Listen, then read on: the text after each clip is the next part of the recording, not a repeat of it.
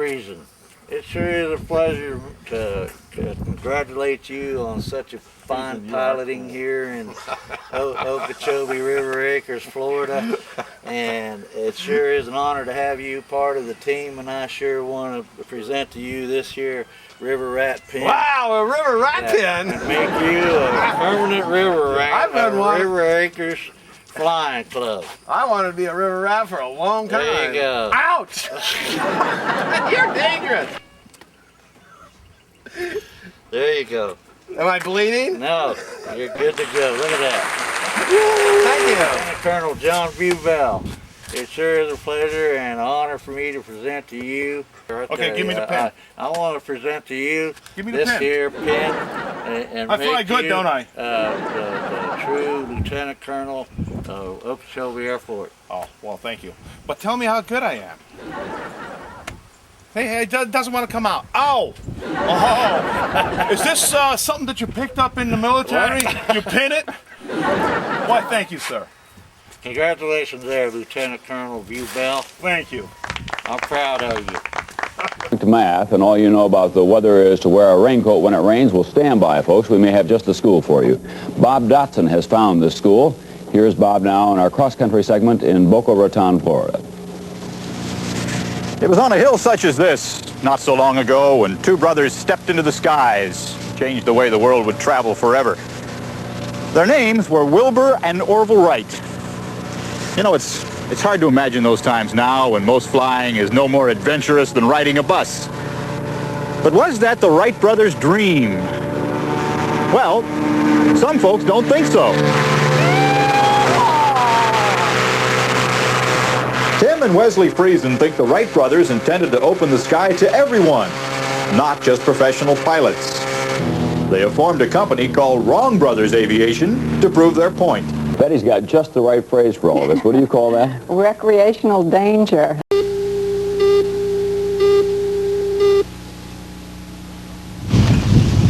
Flying a Tinker Toy aircraft is not as simple as opening the door, getting in, and revving her up. First, you have to build it out of chromoly pipe and aircraft tube and nylon and wires. Lots and lots of wires to control and hold it all together. But make no mistake about it, when the Wrong brothers finish stretching nylon and wires and slipping bolts into place, these strange birds do fly. And that's the payoff no erector set ever offered.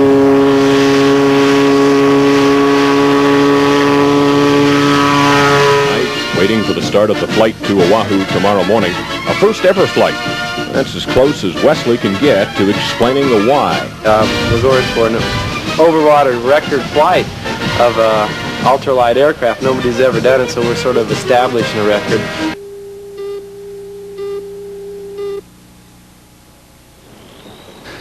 Dawn. Upolo Point on the Big Island. A last chance to check the Wright Flyers' planes. Check the guy wires, the 20-horse snowmobile engine, and then they are off. Tim and Wes Friesen lifting off for a record-setting attempt by ultralight aircraft. The next stop will be Olamana Golf Course on Oahu, but first there are 139 miles to travel across open ocean, the only margin of safety, the Mae West life vest each of the flyers is wearing. It's now 9:05, and the crowd of golfers at Olamana is getting interested. The last position report puts the brothers just past Molokai as they continue to cook along well ahead of schedule. There's a welcoming committee of sorts out as the planes approach Oahu. Captain Irwin is up feeding reports to Aku on the flight, and a stunt flyer is up for an acrobatic welcome. And then suddenly they are overhead. West first, cutting slow circles while the golfers clear out below. He is also down first at precisely 9:42. A 3-hour and 2-minute trip from the Big Island. Buck Buckwhack from the Advertiser is on hand with a $3,000 expense check. The best piece of promotion, he says, he has ever bought. And as far as the Friesens, they are very pleased. Trouble at all while you're up there, Wes? It got a little gusty and bumpy around the Maui area. But besides that, it was a pretty good flight. Piece of cake. You're here early, aren't you? Yeah, we had some good tailwinds. They just right along. That doesn't cause you a problem, it just moves you faster. Well, it gets a little rough when they come off the islands of places, and a couple times it got thrown around pretty good, but besides that, it was fun. And then there's the official photo for the advertiser and countless snapshots of autographs and interviews. It takes well over an hour to clear the fairway so the golfers can get back to their game. For Tim and Wes, it's relaxing now. Tomorrow, they will tear down one of the planes to ship it to New York. Shortly, they will be appearing on ABC's Good Morning America. Hey, I'm here alone in New York. It's Friday the 18th of April.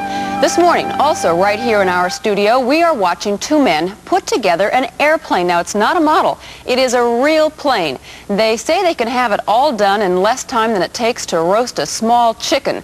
And we'll keep checking up on them all during the show. They're going to show us how they've done it. They're supposed to have it all put together in about an hour.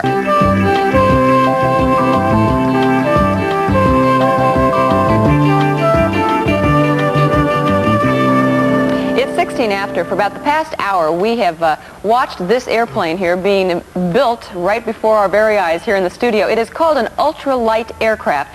It's a kind of glider with an engine that can fly at speeds over 50 miles an hour and travel about 200 miles on 4 gallons of gas. Now, the plane was designed and built by two brothers from Florida, Wes and Tom Friesen. They call themselves the Wrong Brothers, and they call their plane, though, the Wright Flyer. Good morning. I think that his name is Tim. Tim. What did I say? Tom. Oh, well, you know, minor details here. Hi. Tires. You set a world record in this thing, didn't you? Yes, we did. What was that? Oh, that was over in Hawaii. We flew from the island of Hawaii to the island of Oahu, which is approximately, well, about 150 miles over water. Well, thanks so much for being with us this morning. Well, you're welcome. Thanks for having us.